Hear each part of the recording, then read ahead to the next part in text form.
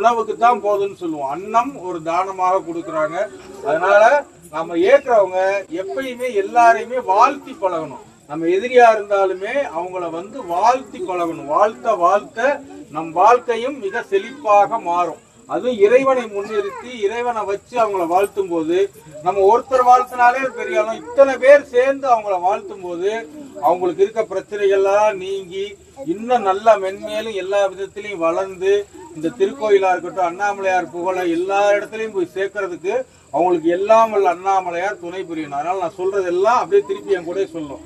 எல்லாம் வல்ல எங்கும் நிறைந்த யாதும் ஆகிய எதனுள்ளும் உட்கலந்த நம்முள்ளும் உட்கலந்த இறைவனின் தனிப்பெரும் கருணையினால் உடல் நலம், நீல் ஆயுள், நிறை செல்வம், உயர் புகழ், மெய் ஞானம் பெற்று எல்லாம் வல்ல நம் தென் அண்ணாமலையார் திருவருளால் வாழ்வாங்கு வாழ அண்ணாமலையாரை முன்னிறுத்தி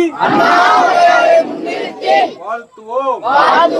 நமச்சிவாய வாழ்க.